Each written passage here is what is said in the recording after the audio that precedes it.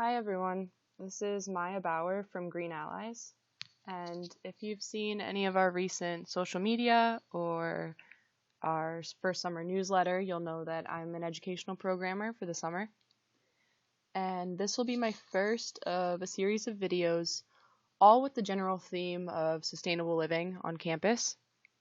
And I wanted to do this because I've really found that it can be hard to live that college lifestyle and also stick with your really just to be sustainable in that setting. I feel that a lot of schools aren't necessarily designed with sustainability in mind. So, as someone who cares a lot about that, I wanted to try to do some research on better solutions and hopefully help some of you guys live a more sustainable life on campus in the fall. And the first video here that we're going to be doing today, podcast rather, is more geared towards general campus sustainability. And my school recently signed on for the 2030 district project last year, and they really haven't done too much for it yet.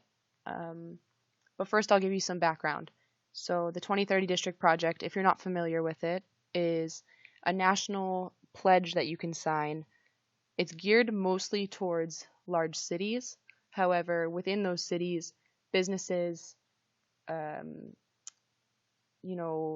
smaller, large companies and universities are all able to commit to this. And so my school did it under the Erie 2030 project.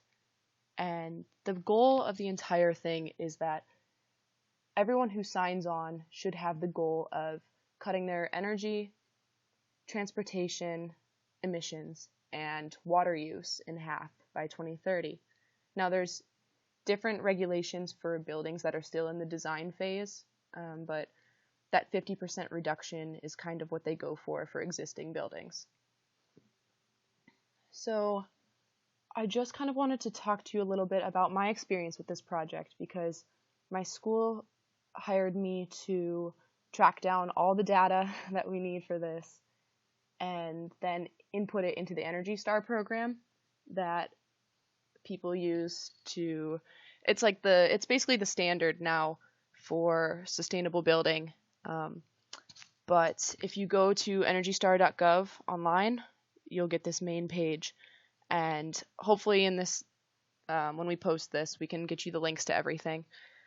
But from this main page, you go down to Portfolio Manager. And once you enter that and you set up, 2030 is a free program. So you get set up with Portfolio Manager, and it's so easy to use. But basically what I've been doing is going through the monthly bills from 2015 to now and inputting every single one for energy, natural gas, and water. And there's further, if you want to take it a step further, you can even document waste, recycling, and garbage. But those first three are the ones that we're really focusing on. And it's been such a frustrating experience, but also very rewarding. Well, I know it will be rewarding in the end because I'm solely responsible for kind of progressing this, and I think that that's really cool to be a part of. I know that, while it is difficult at times because there's a lot of data entry, I really think that if you feel really passionate about campus sustainability, it probably wouldn't take too much to convince your university to consider signing on with this, especially given that it's free. And it's gotten so much support already that I think that it'd be a really great thing for you all to go and reach out to your administration and see if they'd consider joining. So yeah, basically everything's super straightforward within the Energy Star website. And once you enter all the data you need to, it kind of gives you so many great resources for comparisons in building performance over time. So there's tons of, reports that you can generate and stuff to kind of see how your building progresses if you're making changes, switching over to LEDs or using low flow technology for plumbing, just a couple examples, but it's great because you really can see where the changes are being made and the reductions that are coming with it. And it all directly directly reflects in the cost at the end of the day. So I think it's such a great tool. And like I said, I'll be including links to both the 2030 District Project and Energy Star.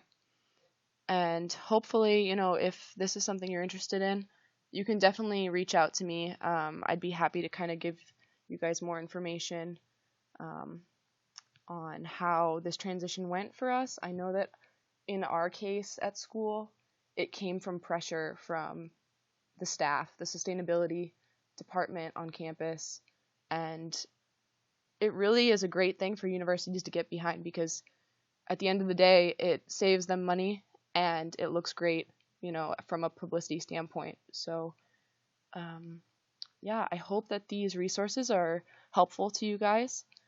And like I said, look for those links and let us know in the comments if you have any questions. Hopefully I can answer those as best as possible. So thank you.